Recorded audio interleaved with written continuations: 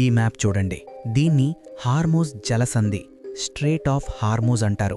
ప్రపంచం మొత్తానికి చమురు సరఫరా చేసే ఊరికి ఉన్న ఒకే ఒక్క సన్నటి సందు ఇది. ఈ దారి ద్వారానే రోజుకు సుమారు 20 నుంచి 21 మిలియన్ బ్యారెళ్ల చమురు అంతర్జాతీయ మార్కెట్లకు అందుతోంది. కానీ ఇప్పుడేమైంది? యుద్ధం కారణంగా అందులో చాలా భాగం ఆగిపోయింది. కేవలం చమురే కాదు, ప్రస్తుత దాడుల కారణంగా ప్రపంచానికి ఈ ప్రాంతం నుంచి సరఫరా అయ్యే 5వ వంతు సహజవాయువు రవాణా కూడా నిలిచిపోయింది. ఈ తప్పనిసరి పరిస్థితుల్లో గల్ఫ్లోని కొన్ని దేశాలు ఇప్పుడు ఎర్ర సముద్రం వైపు చూస్తున్నాయి. సరే, హార్మూజ్ మూసుకుపోతే ఏంటి, వేరే దారి లేదా అనుకుంటున్నారా? ఇక్కడే అసలైన లాజిక్ ఉంది, వినండి. సౌదీ అరేబియా తన దేశం గుండా వెళ్లే ఈస్ట్ వెస్ట్ పైప్లైన్ ద్వారా చమురును పర్షియన్ గల్ఫ్ నుంచి ఎర్ర సముద్రం తీరానికి తరలిస్తోంది. కానీ ఈ పైప్లైన్ సామర్థ్యం రోజుకు కేవలం 5 నుంచి 7 మిలియన్ బ్యారెళ్లు మాత్రమే. ఇదిలా ఉంటే అసలు ట్విస్ట్ ఇక్కడే ఉంది. హార్మోజ్ జలసంధి ప్రస్తుతం తీవ్ర దాడులతో సతమతమవుతోంది. సరే అని ఎర్ర సముద్రం వైపు వెళ్దామంటే అక్కడి పరిస్థితి కూడా దాదాపు అంతే.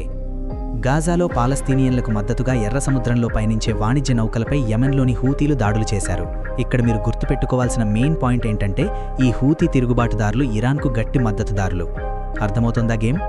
హార్మోజ్ జలసంధికి ప్రత్యామ్నాయంగా ఎర్ర సముద్రాన్ని వినియోగించేందుకు గల్ఫ్ దేశాలు ప్రయత్నిస్తే, హూతీలు ప్రస్తుత మౌనం వీడి ఇరాన్కు మద్దతుగా రంగంలోకి దిగే అవకాశాలను కొట్టిపారేయలేం. అదే జరిగితే ఎర్ర సముద్రంలోనూ చమురు మంటలు ఎగసిపడే అవకాశం ఉంది. అది ప్రస్తుత సంక్షోభాన్ని మరింత తీవ్ర స్థాయికి తీసుకెళ్తోందంటున్నారు నిపుణులు.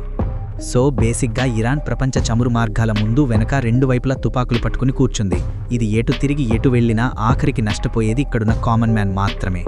మన దేశంలో ప్రతి నెల ఈఎంఐలు, అప్పుల వడ్డీలు, రెంట్లు కట్టుకుంటూ బతికే మిడిల్ క్లాస్ వాడికి ఈ దెబ్బతో ధరలు పెరిగితే ఆ ఇంపాక్ట్ ఎంత దారుణంగా ఉంటుందో ఆలోచించండి. అందుకే ఈ గ్లోబల్ వార్స్ని చూసి లైట్ తీసుకోకండి, అప్డేటెడ్గా ఉండండి. మీ ఫినాన్షియల్ ప్లానింగ్ని ఈ సిచ్యువేషన్స్కి తగ్గట్టుగా రెడీ చేసుకోండి. ఈ వీడియో మీకు వాల్యూ ఇచ్చిందనుకుంటే లైక్ చేసి నాలాంటి యంగ్ క్రియేటర్స్ని ఎంకరేజ్ చేయడానికి సబ్స్క్రైబ్ చేసుకోండి. ఇది నా brutal and honest opinion. See you in the next video.